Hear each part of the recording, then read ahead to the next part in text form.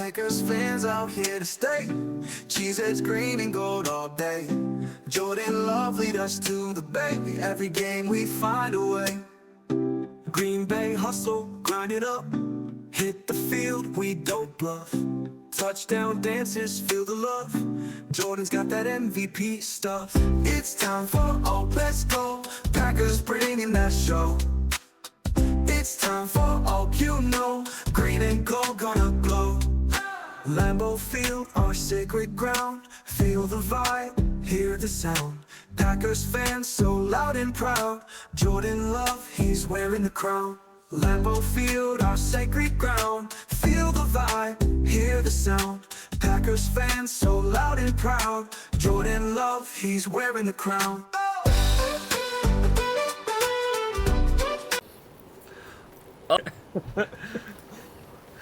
Alright, now that we're all in a good mood, aloha and welcome back to another episode of the Ohana Packers Edition podcast. Today, we continue our pre-draft positional episodes with Sarah Kelleher as we recap running backs, her once-a-year episode with us on Ohana Packers Edition. Sarah, welcome back again. It's always a pleasure having you on, and we're really glad that you're joining us to go over running backs today. Yeah, I mean, at this point, it's tradition. You know, when Joe sends me this DM every year, I'm like, yeah, well, I'm in. Let's just figure out when we're going to do it. And, as we talk about every year that I jump on and talk draft, this is literally the only draft thing that I do. I even sit out on pack a day, and I do not discuss the draft there. So it's fun, and then at least people I work with or, if you're at a wedding or whatever and you're talking to people and it's like, hey, what do you think for the draft? This gives me an excuse. I'm like, well, I don't really know, but I can tell you all about the running backs because I did my research and watched film and looked things up there. So always appreciate it. It's always a pleasure. And we do got to figure out how to make this more than just a once-a-year thing as well. I know we say that every time, but maybe this year will be the year we finally figure that out.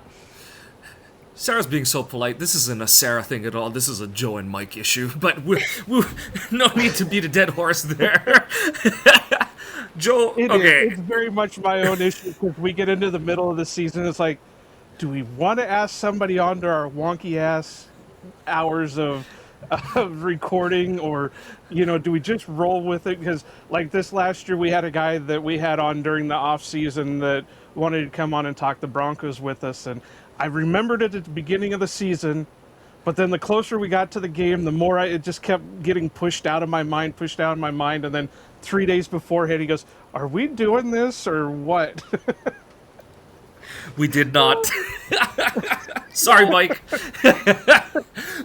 But no, odd recording times, never have to worry about that with us. I mean, we record pack a day every week. Like, we start recording 10 p.m. Eastern time. Just, Dusty and Steve have kids. They have to take care of the kids, put the kids to bed, all of that. So I will say I liked it a lot more when I was in college, and I was, I'm like, it doesn't matter. I don't have class until 10 o'clock, or I don't even have class tomorrow. Now, having to get up and work, I'm like, man, I really need to make sure, like, as soon as it's done, I'm like, all right, see you guys, going to bed. Like, everything is set out already for the next day. But obviously wouldn't trade it for the world, and it works out perfect. If I had stuff after work or need to do anything, I don't have to rush. But yeah, don't ever worry about that as a barrier because I'm used to it, for sure. Right on. Well, before this episode, it was really a quiet week for the Packers, honestly. We left off with the flurry of free agency moves that the Packers were able to do, and I don't think anything happened this past week. Either of you, please correct me, but I believe that they're kind of just sitting tight, waiting out the rest of the time between now and the draft. Maybe they'll make one more peripheral move, but it doesn't seem like the Packers expect to make any sort of pre-draft move. I think the only one that maybe might come across the table is they bring back Trevon Diggs at this point. That would be like the only one I can see happening, just saying like, hey, that situation seemed to work out decently for both of us. I know we didn't make it as far in the playoffs as either of us hoped, but, the door is still open, and if there really are no further offers for you, the door, we're still more than welcome to having you back. Otherwise, the only other outside chance I can see is like another defensive tackle, but I think like a DJ Reader or something like that, but I feel like Goot is going to let the pre-draft process or the draft process play out and maybe backfill depending on what he does at that position in the draft. But otherwise, it seems like it's just typical Packers steady as she goes at this point. No more real surprises. So, Sarah, I'm going to warm the seat for you this way. So usually we're going to stick to our usual setup where we do state of the Packers position group, any sort of pre-draft thoughts, and then where we expect him to go in the draft. So, I mean, the room is pretty set. My only question to both of you, but obviously we'll let Sarah lead off.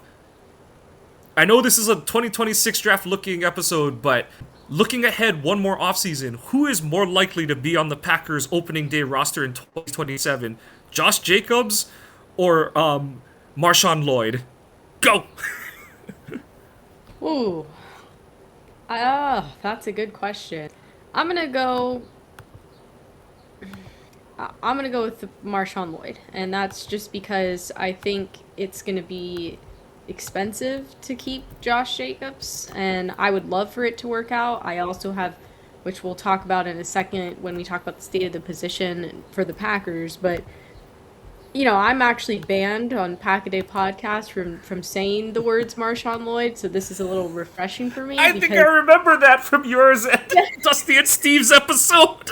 Yep, because every time I get excited about him and I talk about him on Pack-A-Day, like literally the next day, it's like, oh, he pulled his hamstring in practice, or oh, this like crazy injury that could seemingly only happen to Marshawn Lloyd has happened to him. So I'm just not allowed to say it. Like, we actually had Matt Schneidman on our show last week from The Athletic, and he asked me a question about Marshawn Lloyd, and I was like, I can't answer that. Like, I'm not allowed to answer it for the sake of the Packers. I can't. So I'm hoping that my silence will lead to the opposite result, and that he'll have a great year and will be on the team next year. They can obviously get him for a lot cheaper. But I just think it's going to be difficult for them to keep Josh Jacobs at the price he's probably going to ask for, given what his age is going to be. I'd love to see it work out, but it's kind of, giving me a little bit of memories of Aaron Jones and how it's like, wow, this seems like a great guy, great for the locker room, a clear leader on the team. But that position is one that the Packers really haven't been willing to pay, sometimes what that highest market price is. So we'll see. But that's a good one. I definitely will have to look into the future on that. Joe, your thoughts?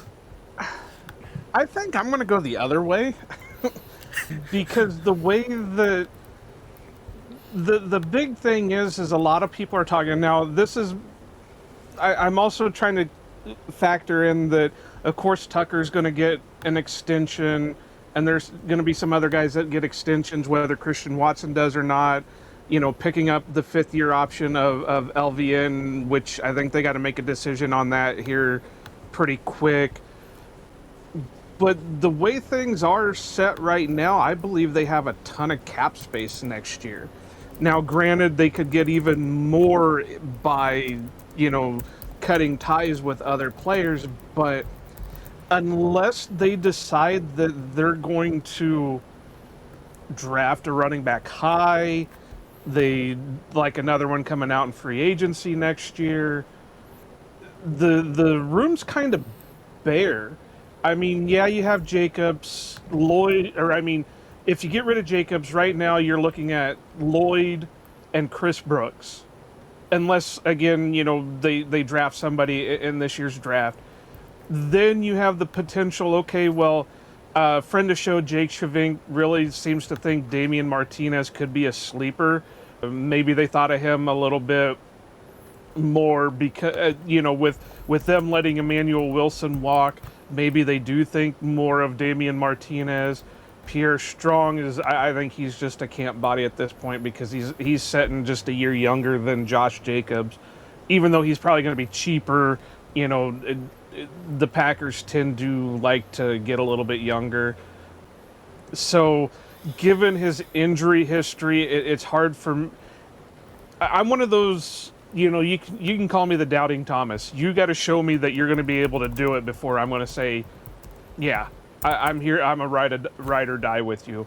So, given that he's played 1.5 quarters in the last 2 years. Maybe. Yeah, maybe. I'm not really getting my hopes up. Now, maybe they could, they did send him out to, was it USC, in hopes that he can get his body right, figured out kind of like they did with Christian Watson and the University of Wisconsin. But I don't know. I would tend to think that, again, like Sarah said, it's going to be dependent on what Josh Jacobs does this year. He's going to be another year older. He's going to have a lot more wear and tear on the body. Is he going to hold up with anything? But I will believe more in a 29-year-old Josh Jacobs than a Marshawn Lloyd who, like I said, maybe a quarter and a half worth of playing time in the last 2 years. So that's kind of where I'm sitting at with it. Yeah, it's always fun to have these conversations and such, but yeah, it's going to be really interesting to see how this season plays out because, so Jacobs at this point, he's under contract for 27 at like a 16 million cap hit. They could save like 13 on the cap if they were to release him. I'm sure the ideal is that he has a relatively healthy 2026, and then they, come to the table and talk about some kind of like 2-year extension or whatever. But it's always hard to extend guys like Jacobs who are like, I don't want to say purely, but they're so dependent on being like whatever burst they have and being a power back and stuff. And it's like, you just don't want to see his legs start to go because that's when, those careers kind of go down the gutter and stuff. But, and as Sarah said, Lloyd is going to be very inexpensive because the only way rookie contract guys see those accelerators hit is by playing time and production. And as Joe said, Lloyd doesn't have any of those because he hasn't played much in the regular season. So, yeah, it'll be really interesting. Honestly, I completely forgot Damian Martinez was on the roster as a future signing. I forgot he got added to the roster late in December last season. He was a guy I really liked when he was at Oregon State. But yeah, it'll just be fascinating. We're coming off 2 of the last 3 years. Jacobs missed a few games a season kind of thing. It'll be really interesting to see if they can, kind of, I don't want to say limit his snaps, but, not have to lean on him like they did for the obvious reasons in 2024. And then for 25, it was more the whole, LaFleur, Uh-oh. understand how your team is built. No, that wasn't the internet. That was my brain that spazzed out. So, oh, maybe it is the internet. No, I can hear you. Okay. Yeah. This is what happened last week with Murtig too, a little bit. So, yeah, we'll just have to see how it pans out. But so all that to say, as the depth chart stands right now, the 3 returning guys who were on the regular season roster or expected to have made the regular season roster in 2025 are Josh Jacobs, Marshawn Lloyd, Chris Brooks, who just got a nice, honestly well-deserved 2-year extension. He has proved himself to be just a pivotal point of the Packers' passing attack. He also showed that he could work in some of Dusty's pony package units. And obviously, he came at the price tag he had because he's not some kind of real offensive weapon, but his value really is in terms of what he does as a blocker. And if he shows any sort of offensive, on-ball production, that's just extra gravy for the team and really would expand what LaFleur can call on the field. But it's obviously a big year for Marshawn Lloyd. And like you said, Joe, of the practice squad / future contracts guys, Martinez is the only one I look at for having any sort of, true NFL upside.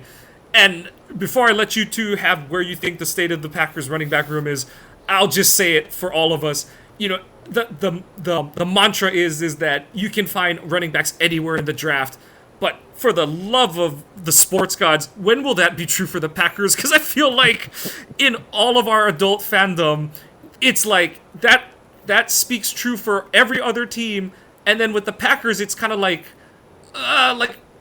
why not us? Like we dumb lucked into Ryan Grant, we dumb lucked into the best of what James Starks could give the team, and then it was like you had to spend a premium pick on Eddie Lacy, and then you had to go and get.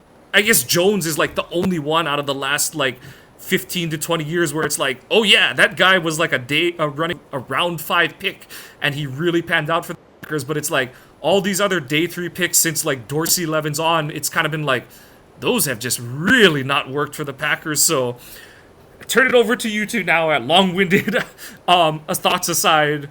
How do you two feel about where the Packers stand going into this draft? I'll let Sarah take it because I pretty much said it when with your other question, because like I said, it's kind of the cupboards are a little bare at the moment. Yeah, I think the state of the 2026 Packers in the running back room is honestly kind of similar to how I'm viewing the draft class for this year, in that it's extremely top heavy and there's your premier guys, and then after that it's like, ooh, there isn't a lot. Last year's class, when we talked about it, it had a lot of depth. There was guys where you're like, okay, this guy's probably gonna fall for whatever reason, or there's this thing that's maybe people are going to be a little picky about, that one team will probably get them at a later pick, correct it, and then they'll be a really good player. And that's kind of how the Packers are right now too. I mean, we've already said it, but you have your guy, a premier running back in Josh Jacobs, and when he's healthy, is a game changer for the Packers. I mean, we saw the difference it made when the second half of the year he was playing pretty banged up, and that it does have an impact on the offense. So you have Josh Jacobs, and then after that, I mean, I think we're all going to miss Emmanuel Wilson more than we probably think. I was pretty sad to see that. I mean, I'm happy for him. Obviously, he's with the Seahawks, Super Bowl champs, and they have a great organization there, so good for him. He got paid, gets to go to a good organization, but it's just, you can't take that for granted when you're a fan and you follow a team, of having someone who can go in there, who has enough burst to do that. I think Chris Brooks is a good player, like Mike said, and that I'm glad that he'll stick around. But so you have him, who's definitely in the backup role, and then you have Marshawn Lloyd, who is just a huge question mark, and it's simply because there's no tape. There's a quarter and a half, or whatever it is, and the injuries are a problem. I mean, I know some of the ones at the beginning of his career, like I think he had appendicitis or something. Like, yeah, obviously no one's gonna hold that against you. That could happen to any of us sitting here right now, and there's no rhyme or reason, but it's a problem. And we have to hope that this is the year that whatever work that he went out to the West Coast and they were able to do on body pays off, and that he can stay healthy, because I think the ceiling is really high, but it's just, is he ever going to get there? Is he even going to be able to start climbing the ladder to help him get there? I think if anyone that goes on a podcast or show or radio show or whatever and says that they have the answers and they can see the future, like, they're lying. It's just, we don't know what's going to happen with Marshawn Lloyd. I think we've all have hopes and dreams that it's going to work out, and that, oh my gosh, the possibilities of what it could be if you have Josh Jacobs and then you have Marshawn Lloyd, who's this just brute, strong, like, I don't even know all the adjectives to describe, like, how just athletic in that sense that he is, but we just don't know. And I think that's the hardest thing, and I think they probably will need to look at in the draft, and I know we'll get into it, of just what makes sense. Like, we need the reinforcements, because what they have right now, if Josh Jacobs is hurt, if Josh Jacobs, gosh forbid, tears his ACL, it's kind of shaky after that. It's shaky and then questionable. So that's not really what I think the Packers want going into the season. Yeah, in particular, based on how... Oh, go for it. The only thing about Emmanuel Wilson, and Mike and I were pretty happy with how Wilson was playing and what he was able to do, and we had hoped, at least on my end, I think I can talk for Mike a little bit on that we had hoped that he had come back, but then I got to look, and he is 27, So that goes into the thinking too, well, can we keep him around to be a number 2 with us, or do we want to try to get somebody in here, like Damian Martinez, I keep bringing his name up, is only 22. So, do we want to go younger with it, since we do have the older guy and Jacobs? We do need that guy that maybe doesn't have the wear and tear, that has the tread left on the tires to step in if Jacobs does suffer another, ticky-tack injury or whatever. So that's the only thing I got to say about Wilson. But yeah, I mean, other than that, it's gearing up to look like that they're wanting to dip into late rounds UDFA types again to supplement what they have with Josh Jacobs. And Mike was kind of talking about the past drafts haven't seemed to work out for the Packers. And that's the truth. I mean, Aaron Jones and Jamal Williams were the last two that you could really say that the Packers drafted with mid-round picks that, were able to produce anything. And look at what they had to do for that draft. They had to take 3 of them in that draft just to, hope that something hit. And unfortunately, they don't have the draft capital in this draft at this moment. Not saying they can't trade down for stuff and maybe other trades are in the works or whatever, but as of right now, they don't have the draft capital where they can say, well, we're going to spend 3 picks on a running back, 3 picks on a cornerback, 3 picks on a defensive tackle, and then our team's fixed. So it's going to be interesting to see what the draft looks like.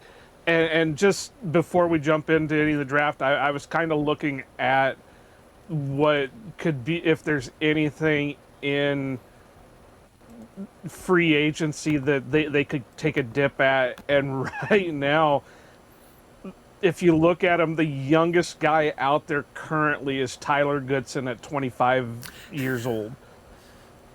And I mean, this is just a basic list. I'm sure there's a bunch of, like guys that are sitting on UFL rosters or CFL rosters or something that they could call that are a little bit younger. But yeah, when your current free agent options, sitting there, and the youngest one is Tyler Goodson, and the Packers tried that, and they seem to not want to keep him around for whatever reason it is. You've got to look towards the draft and what's sitting there for them. Yeah, and just to kind of go back to what Sarah was saying, like in terms of believing in Lloyd, it is the like epitome of his career that he gets. The last year's injury is the result of he comes back from hamstring and other soft tissue woes in the preseason, goes into that Colts preseason games, makes a play that none of the other running backs, maybe some of our receivers on this roster, can't make on a wheel route. And I remember watching it. That was so cool. And the split second later, oh God, did he just hurt himself again? Because, and like Sarah said, it was one of those injuries where I know a lot of people want to make the jokes about it and all that kind of stuff, but it's like, I'm sorry, like the injury he suffered on that play, all of us would have, forget hurting our hamstring, we might have torn the muscle off of our bones because of how he got tackled from behind kind of awkwardly on that play and went down.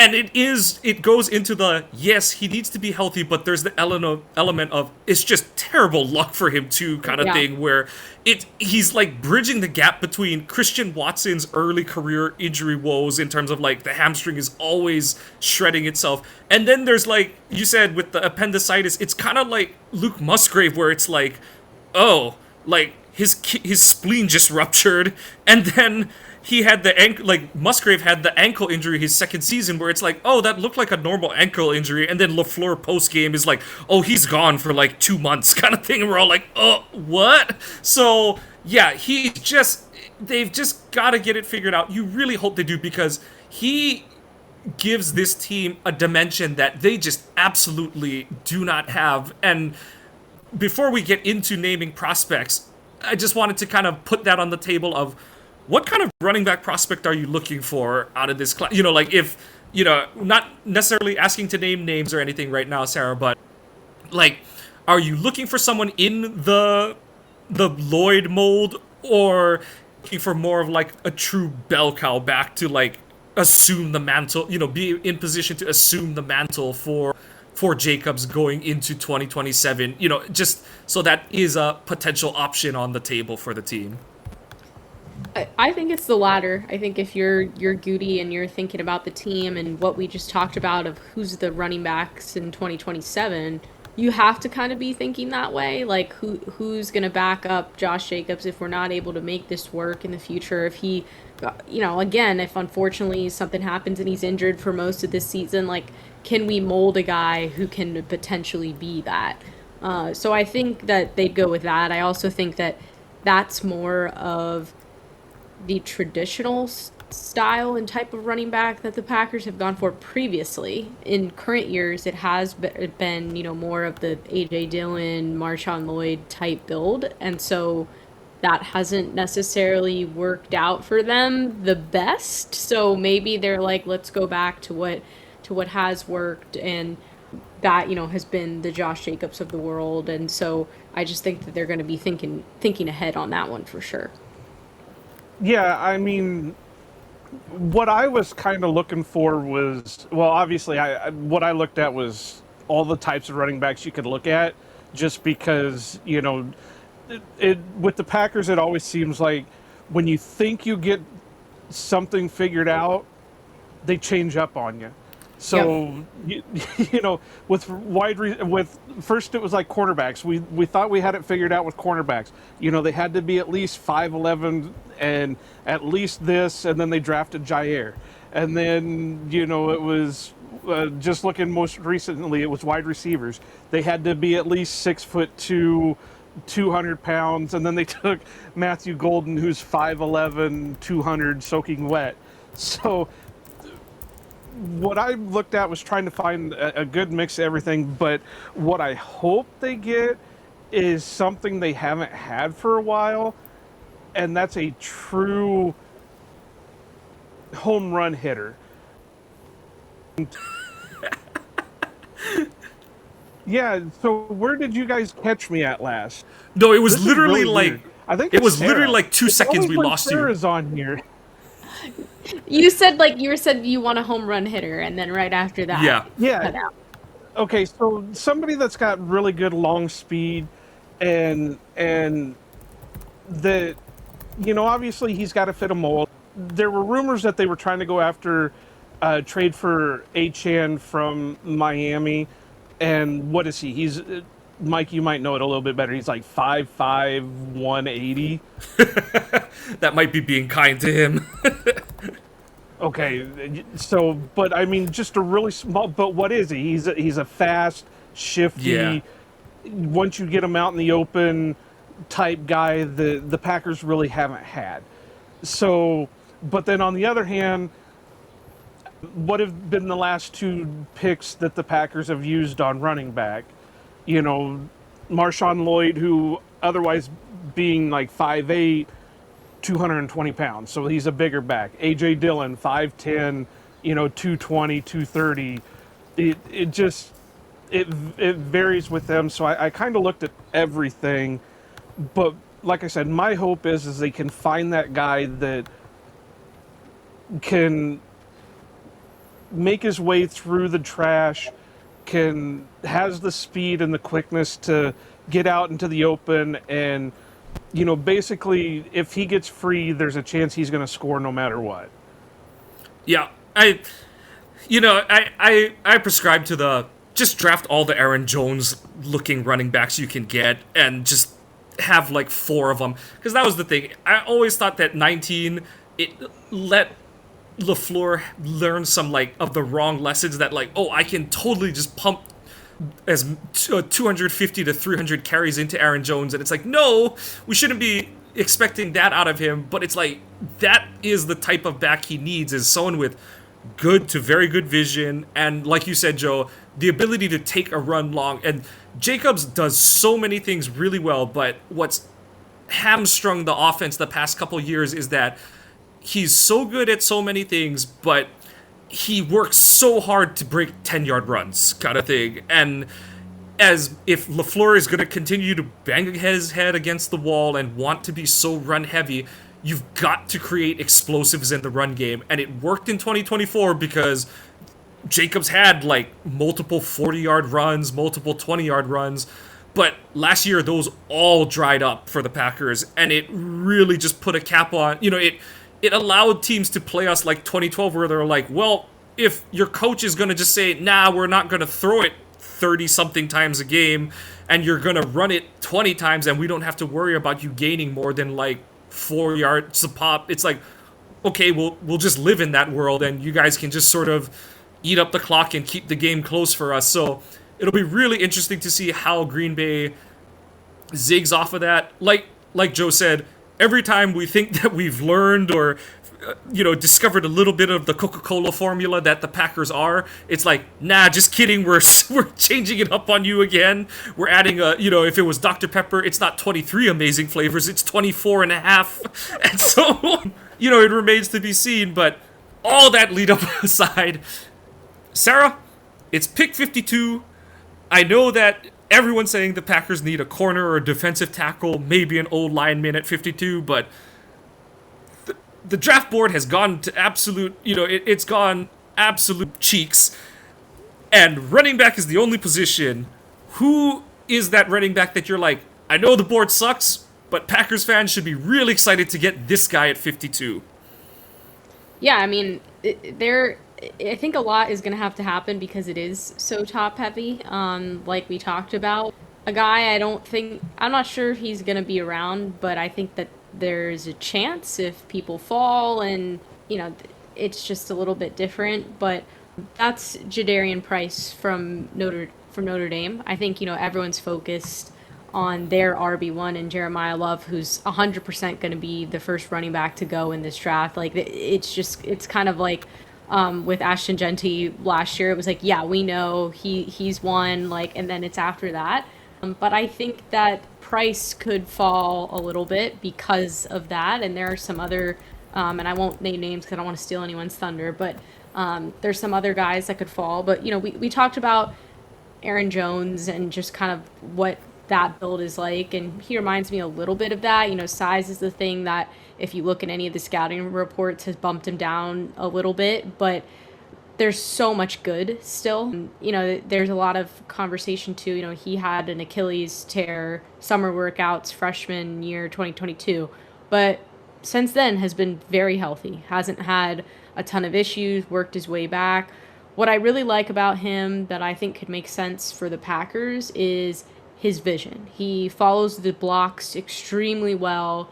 He has this patience that, if you watch any film on him, especially, like, I loved seeing the slow-mos when he'd have, a big run and break off. It looks like everything is moving so fast, and it's like, how the hell does he find this window?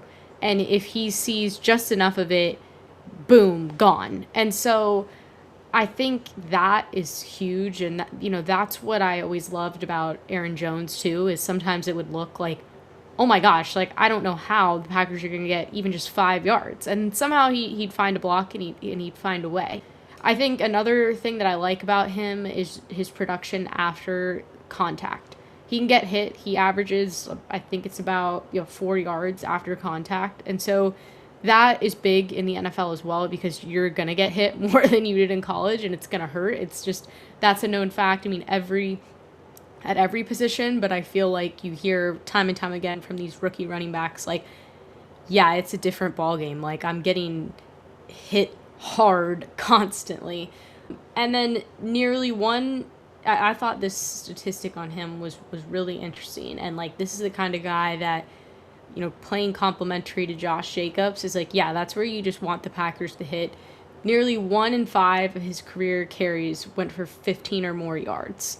And, like, that, to me, I'm like, yes, that's what they want. Like, if the Packers are struggling to maybe get some momentum, they're trying to establish the run a little bit, like, just give Josh Jacobs a breather, let this guy come in and let's get a first down and then move the chains and keep going. Like, that's the type of thing that I think that they need. That was the second best rate among this year's top running back prospects. So, and then the other thing that I like, too, is just his special teams ability. We know that, yes, we're here to talk about running backs, but we can't talk about the state of the Packers, period, without talking about just what a nightmare special teams is. And this is a guy that, because of that vision that I talked about a second ago, he could make, whether it's just for punt returns. Like, I think he's shifty enough to kind of see those things. And if you're sitting in the backup running back role for the Packers, then you don't feel like you're risking the guy as much when you put him on special teams, and he could maybe make a play. He has that big playability, mention the 15-yard plus stats. So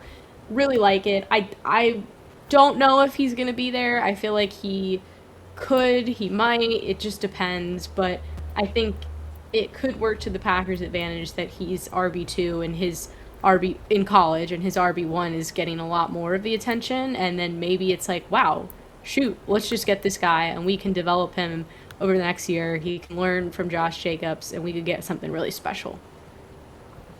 And I think another thing that'll help him is Mike Washington Jr.'s combine workout that he's been put on a lot of people's radar a little bit more. So that could help push price down. But I'm going to go the opposite way and say Jonah Coleman out of Washington. I think he's rated a little bit higher there. And Mafi finally gave me access to his database so I can kind of look at what he's got down here. But I really liked what I saw out of Coleman. And the reason I say the opposite way is because Coleman's listed 5'8", 220, whereas Price is 5'10", 203. So Coleman fits more the Marshawn Lloyd style build. I say short but stout, decent pass pro. He's got some shiftiness to him, a pretty good burst. And what I liked about him was he had good patience. The one thing that we always like with running backs is that they wait for the hole to open up for them. So, and he did that very well, but he also made a lot of his own plays. I liked what I saw from his speed. Mafi's got that is estimated 40 time as a 4.56, so that's more around the Aaron Jones type 40. So he's not going to be a true breakaway, flash, but he's still got enough that he's going to make plays with it. So I'm thinking he's going to sit there in round 2, so he's probably going to be close to what the Packers could choose. But like Sarah keeps saying, this is a kind of a top-heavy draft for running backs, and the rest are low. So this could be like the Richard Rodgers tight end year for the Packers, where all the top tight ends went out high, and then it was like a struggle to find somebody to fill a need. And, so some guys are going to go a lot higher than what they might have normally went in a different draft. But I think both Price and Coleman could be there at 52 if that's what the Packers decided they really needed at that point. Yeah, and I think one point to Sarah's nomination of Price that's really a good thing is, and it's one of those ones that seems really undervalued by a lot of fans and even some draftniks, is that Price comes in having been a backup running back. And we saw, through the AJ Dillon, time with the Packers, where it was like his best production was generally when Jones was out and he was allowed to get the majority of snaps. And it's like there's a benefit to a guy like Price who's used to being a snap split guy, where it's like, I'm going to only get 10 to 15 snaps in the game, which means I'm going to get like 8 to 10 carries.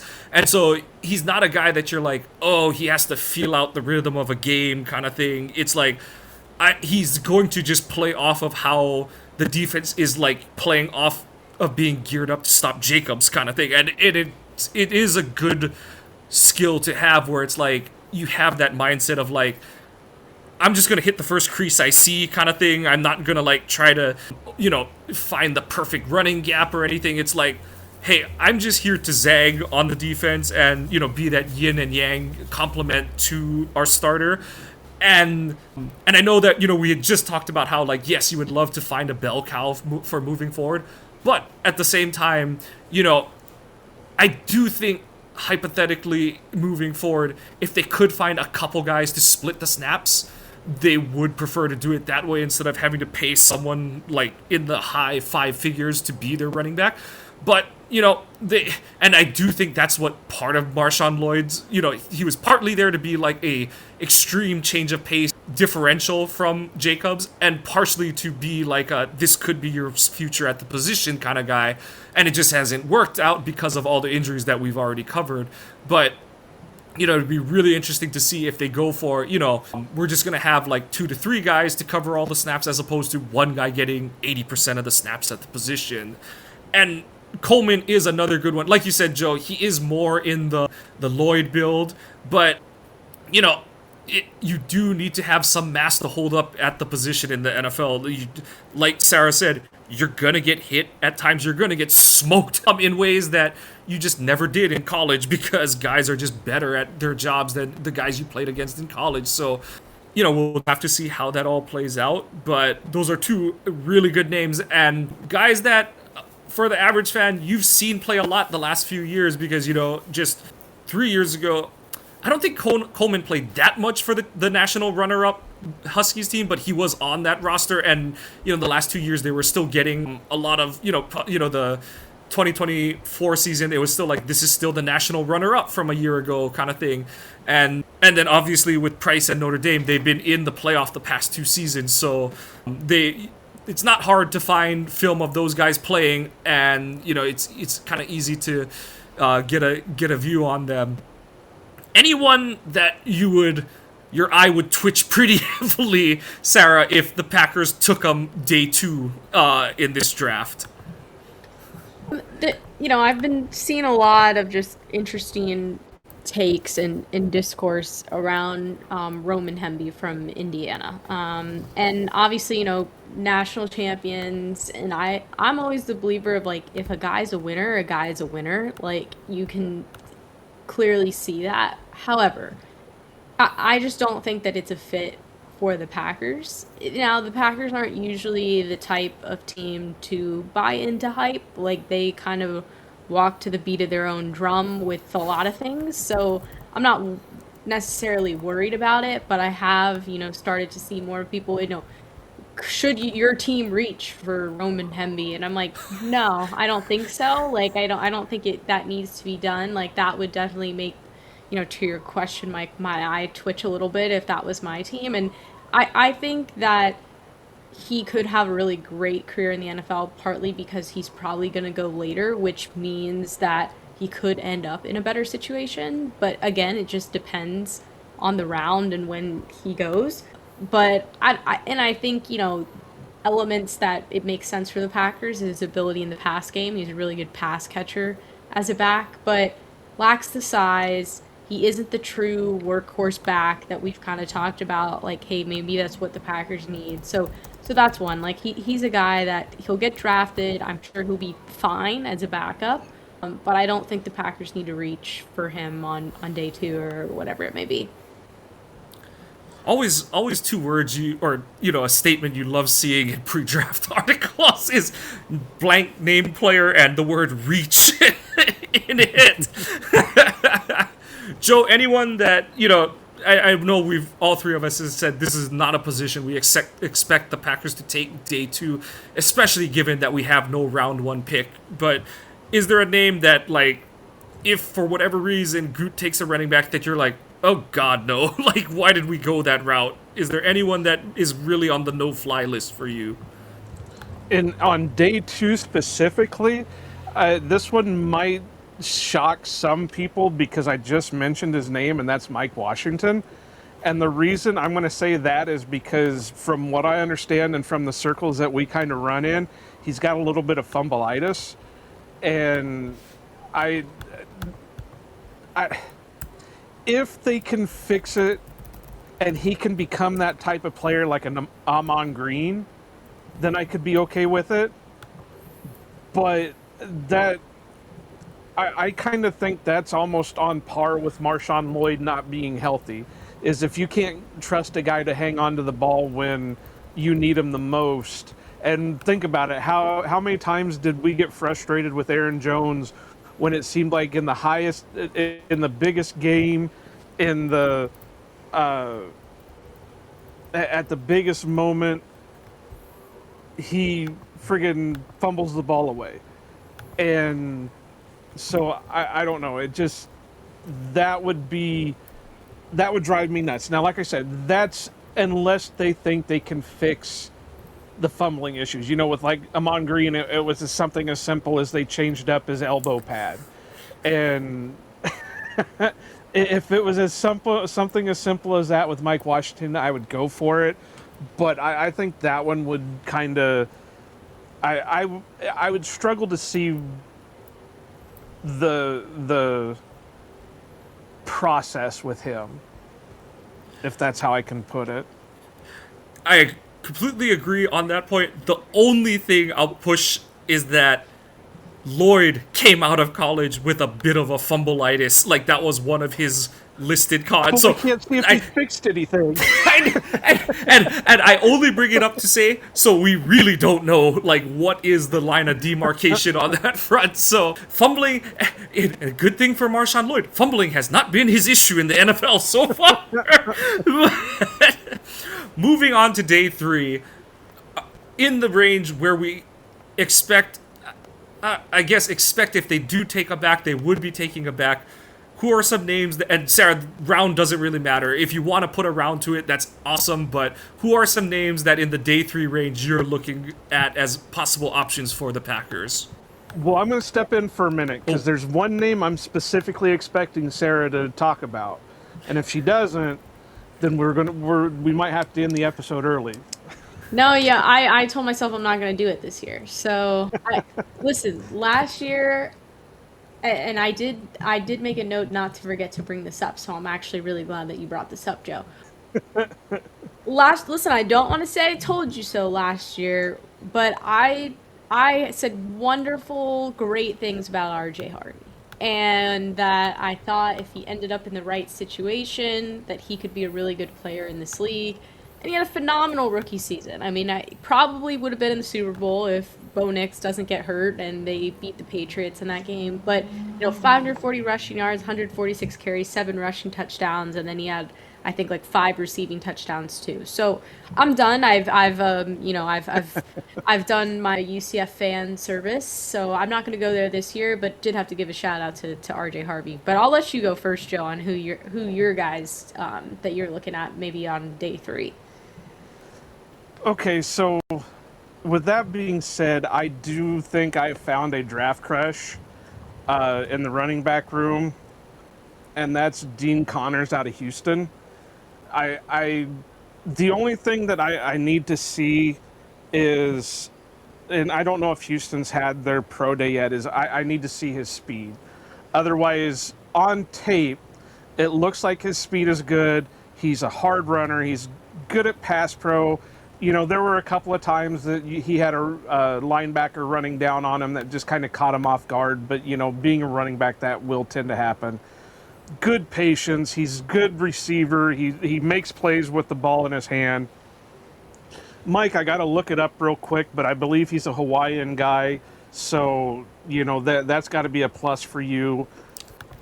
But I just really liked what I saw out of him. He gave you hints of maybe being a Josh Jacobs style runner, but I don't want to put him as a Josh Jacobs comp. I also had shades of Toby Gerhart come off of him, because there's a possibility that with his size and build, that one of the few teams that still uses a fullback could say, we're going to put him as a fullback and call it good. But I think if you used him as a regular running back, that he could be maybe not like a top 5 rusher and that, but he's definitely going to be a playmaker. And you're right, he is from the Big Island, so yeah. Cool, very cool. Honestly, like, I've just I know that this is the position that we're going over this week, but I just haven't had, I'm going to be totally honest, I haven't had a chance to really check out running backs this offseason. It's one where I'm like, I have no idea how they're going to treat the position. So I say that now. I'm not going to BS anything. I'm going to let the two of you take the lead on this position group. Sarah, any other names that are on your draft crush list this season? Yeah, I don't know. I feel like crush is it's a strong word. But I think that someone that I could see kind of, thinking of, hey, it's day 3, or maybe it's later in day 2 and this guy's available and you could make it work and it just kind of seems like there's a lot of traits that align with the Packers and what they need, and that's Nicholas Singleton from Penn State. I think he's going to fall because he had that broken foot injury and is probably, he'd probably go higher if that wasn't the case. But, I'm not too concerned about a broken foot. Like, I feel like that's kind of like that's a more common injury and it's one that you can definitely come back from. So it's not like it's a ACL or an Achilles or something that's much more significant.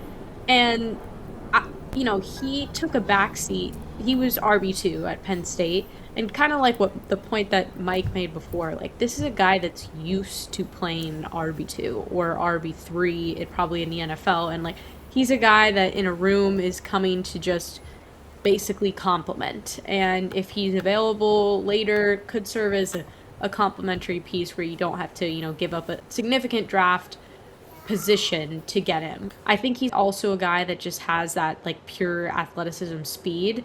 He's a former track star, so I think just brings kind of life, kind of like Emmanuel Wilson did, where you can get a pop every now and then. Completely different back from Jacobs, but you come in and then you can give a little bit of a spark. And then again, he could be a special teams guy. He did contribute some on special teams, and we know that the Packers like to get that 2-for-1 value when they can. So just looking up the traits, it's like, hey, this guy probably has in the later rounds the traits that if he's available, the Packers could say like, hey, let's get this guy. He's on the board. So again, I don't know if he's my draft crush, but he's a practical choice for a life partner. We'll put it that way. Yeah, and he does get a little bit overshadowed because of Katron Allen.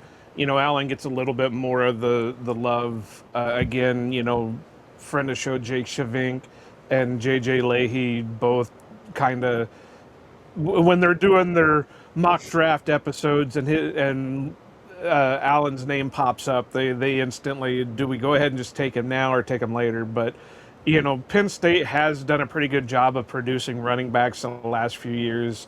So, that would be, but of course, it's Big Ten. And, Big Ten, the thing about Big Ten are they're all blue collar type players. They're going to go out there and give you the 110% all the time. And they're lunch pails. They're going to bring their lunch to work and all that stuff. So, but another one that I kind of want to throw this name out here. Well, first, since Sarah won't talk about him, I'm going to go ahead and talk about him. I did like Miles Montgomery out of UCF. He really didn't have the top end speed, but he did have significant enough speed that, it's not like, oh God, what was the one running back that was on the Packers? He came in on a UDFA and he was timed 4.7 speed, and he literally looked it on film, and he didn't last long in training camp. But anyway, this is to say that Montgomery's got enough speed that he should be able to stick on somewhere. I did say his pass pro was a little bit iffy. He did get eaten up a little bit. Decent burst. His vision looked good. He seemed to be able to follow the blocking when need be. I didn't really get to see him do much in the pass game, so I can't tell you what he was able to do that way, but he did look pretty good as maybe a later round type guy. Another guy that I really like, but he's an old, is Chip Trainum from Toledo. He's got good speed, good size. He did struggle a little bit in pass pro, was pretty good in pass catching, but I thought he was a little too hesitant. There's a difference between being too hesitant and being patient. and Chip did go over the end of being too hesitant. So that's a drawback. But like I also said, he's he's 24. I think he'll be 25 in season. So that's going to be a struggle for him. I'm trying to look through the one that I keep going back to that I'm not sure how he's going to end up is the running back out of Army, Noah Short. He's very athletic, but the big question is he going to be a running back or is he going to be a wide receiver? Either or he can be either or. He's 6 foot, like 210 or something like that. So he's got a shot. And then Navy runs the triple option where they really don't, they could be listed as a running back, but they use him more as a wide receiver, or he could be listed as a wide receiver and be used more as a running back. But, I think he could be something special and maybe be something on special teams also.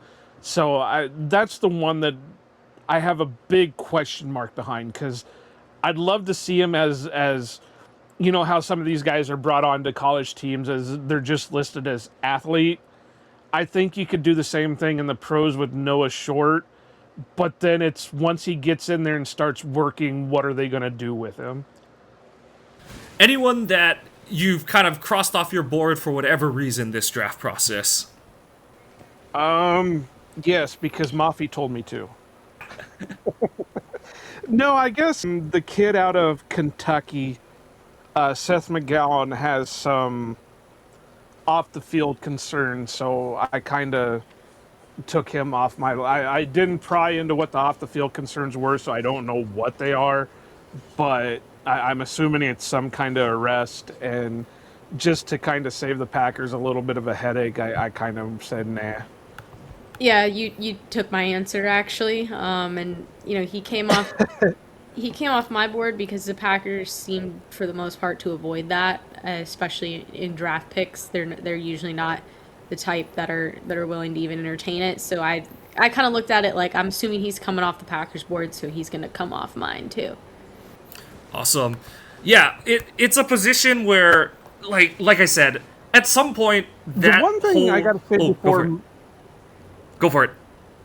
Oh, I was just going to say the one thing that I'm surprised is there are no Iowa and no Michigan guys coming out this year at this position. Well, Michigan, it's because they're totally blanking. The one that everyone was thinking would be a day 1 or day 2 pick, he broke his foot and then transferred out to go. It was the guy who came from Bama, and I'm totally blanking on his name right now. And I think he went to somewhere down in SEC country, I think. And then Jordan Marshall is a true sophomore, so he's still got to stay in school. And yeah, everyone else who got snaps this season is like a true freshman, true sophomore kind of thing. So we just don't have anyone that's eligible this year. How about for Iowa? What is Iowa? Yeah, Iowa not having a running back is really strange. What is their situation on that front? I think it's the same thing. They were all youngins. I think a couple of them transferred out, and the rest of, I mean, I think it depends on what you want to classify Caden Weegan as. Is he going to be a wide receiver at 5'8" in the league, or is he going to be a running back? But I know Jazzy and Patterson transferred out. I know one came back, and then the rest of them were all sophomore freshmen. So yeah, they're all youngins, not eligible yet. But before we close it out, we did get one question thrown at us. Well, technically 2, but it's under one thing. This is from Goose_MM on Twitter. If you could bring any Packers running back from 1990 to 2010 and put them on the roster, who would it be and why? And then the second question is, do you think the Packers need a fullback on the roster? Ooh, Sarah, go. I mean, I think for me, it's probably Amon Green. It's a fan favorite pick, but just thinking of him with Josh Jacobs, I mean, I love that. Just what the possibilities there. Again, this is complete fan fiction, but I love that. I love turning on the Green Bay Packers on a Sunday afternoon and seeing those two in the backfield. And those guys just loved being a Packers player too. So think he, just brings the star power in addition to what Josh Jacobs provides. And as far as fullback, I don't think that the Packers need one, but it is always fun and interesting when they do have one. So sure, why the hell not? So, Amon's such a good one, and he definitely gets upvotes for the. I wish they had somehow brought him back for the 2010 team. It was already like, oh my god, when they brought him back for 2009, and he got to, I think, set the record for like most rushing yards as a Packers running back or whatever it was. So it was just like, oh man, like if out of all the guys on the 2000s teams who like didn't get to be on the 2010 team but deserved to be on it, Amon was definitely high on that list. But to Zag, I'll just go with Dorsey just to give them like a big back who could affect the passing game as well.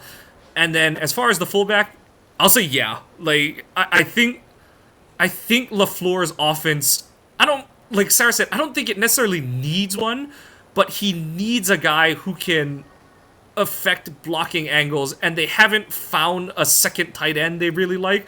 So for that reason alone, it's like, yeah, it would be nice to have a fullback who could, and it did seem for the first 2 to 3, like they signed what's his face, Dusty's cheese wheel guy, Dan, the Northwestern superback, Dan Vitale. They drafted DeGuara, and it just seemed like they were trying to find one for the longest time under LaFleur. So, like Sarah said, they've had success without one, but I do wonder if LaFleur wants one, kind of thing, because it like I said, it seemed like for 2/3 of his time as the head coach, he's been trying to find one. So we'll see how it goes from here out. I'm gonna go with that one just to bounce off you guys. Yeah, I do agree. I think LaFleur wants one.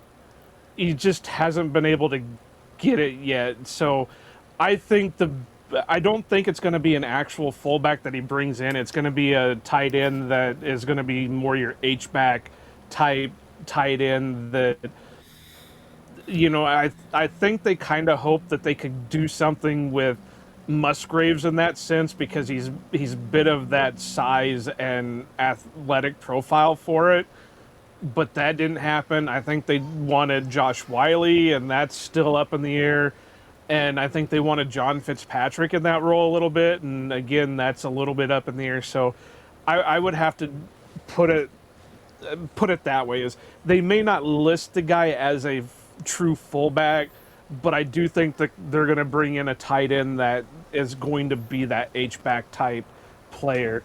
Now, as for the running back, obviously my guy would be Amon, but since Sarah already took that low-hanging fruit on it. Dorsey, I loved Dorsey growing up, so that one I could agree with too. I've been sitting here trying to think, because this is where I'd have to put caveats on it. If I could get 2013 Rookie of the Year Eddie Lacy and have him stay that way his whole career, I would take that every day of the week, even if we didn't have Josh Jacobs, because that is, he was a thumper. He had good enough speed, could catch out of the backfield. If we could have that, but if he's going to follow the same career trajectory, then I don't want that. Amon, if we could have his career from the day he got to Green Bay on, I'd go for it all the way. So if I could use we get prime Eddie Lacy and have the prime Eddie Lacy for his career, I would go with that. If not, I think I would like to throw Ryan Grant's name in there. Just because Ryan Grant, I think he could be a good complement to what Josh Jacobs is, because Jacobs is more of your downhill runner, whereas Grant was more of your one cut, type runner. So there was a little bit of difference to him, but I think Grant had a little bit more speed. But beings that Sarah already took Amon and Mike already took Dorsey, I just to be a little bit different, I would have to go with Ryan Grant. All right. Now we have all dropped at some point this episode. No, I'm good. I just had to get up and grab something real quick, so I just Awesome, turned my screen awesome. off. Yep. All right, but I think I'm going to blame Sarah, because it seems like every time we try to have Sarah on, there's always some kind of technical difficulties. Hey, maybe that's why we just have to keep it to once a year, because then you guys just wouldn't have a podcast if I messed it up every time. we can put whatever label we want on it. Sarah, thanks so much for joining us today. Oh, there goes Joe again. Oh, right on cue. Thanks so much for joining us again, Sarah. Where can everyone find all your work that you do covering the Packers? Yeah, thank you guys. It's always a pleasure, and glad, Mike, you were able to rejoin again. I know sometimes hit or miss if we get to do it, the three of us, so it's always, the more the merrier. But, you can follow me on Twitter at Sarah Kelleher4 right now, just doing the podcast, not doing any writing anymore. I write for my job, so it's just a lot of writing, so podcast every Wednesday on the Pack-A-Day podcast. There goes Mike. Everyone just, okay, you're back. No, you're back. But at Sarah Kelleher4 on Twitter, and then at Pack-A-Day Podcast every week on Wednesday with Dusty Evely and Steve Perhatch. And yeah, I'll be taking a little break for the draft soon, but looking forward to then jumping back in the off season again and then covering them for another season. Awesome stuff all the time, Sarah. Thank you very much. And as she mentioned, her Pack-A-Day episode, check it out on Tuesdays. She, Steve, and Dusty always put out any questions, ask us anything, and they do try their best to catch all the questions that are sent in. They'll kind of lump together similar ones and stuff. But and little tidbit, if you want your question answered, add a little foodie thing on the end of it, because that always catches their eye. There you go. You know the game. I have to ask before we finish. Dusty will put those question things out once in a while, and I'll give him some of the most random, goofy-ass questions. Does he actually bring those up to you guys on there, or does he just kind of throw them off? We do read every question, and then we laugh about some, and then we move on. So I know which ones you're talking about, and I will say just keep sending them because it's a good laugh. It's a good time. And I will say, Joe, that you can tell the times that the weeks are thin on questions, because I have definitely... And what's always funny is Dusty, without fault, will lead with yours if it's a thin week, because it's like, from Iowa Joe, it's always the first or second one. Whenever he's like, the barrel is low, I guess we gotta go with Joe's question. I don't get to listen to a lot of podcasts because of my work, so I don't get to catch it when C asks them, and I always fail to go back, and it's like, I love throwing these weird ones out to Dusty just to see what he does, but so I've never gotten to catch if you guys actually use them or not, but I love throwing those most random weird things out there. But no, their episode is always one of the most fun ones of the week. Between answering all the fun questions that people like Joe and I send in, or when Sarah and Steve go, "That's a Dusty question, Dusty, go!" And it's always a fun time listening to the three of them go off. As Sarah goes and moves about her house again, we'll just take care of some housekeeping on our end. Check us out at our social medias, at Ohana_Packer on Twitter, at Ohana Packers Edition on Instagram. Please follow us on Facebook, as we keep saying, we are trying to get 100 followers at minimum so that we can live stream there. The big one coming up will be our day 2 of the draft. We have to, when Sarah gets back from doing her own housekeeping, we will be sure to invite her to our day 2 live draft coverage. What's it called? Once we get to 100 followers, we will be doing our drawing to the Facebook followers, the signed memorabilia, and the goodies that I sent over from Honolulu. Don't worry, they will still be good. They were good through 2026, so as long as you guys finish following, otherwise Joe will have to sad eat all of the macadamia nuts that I sent him So please keep Joe from possibly making poor health choices and eating too many chocolate-covered macadamia nuts on his own. They are a little healthier. They are dark chocolate, but that's still not good to go through 5 boxes of Aloha Max on your own.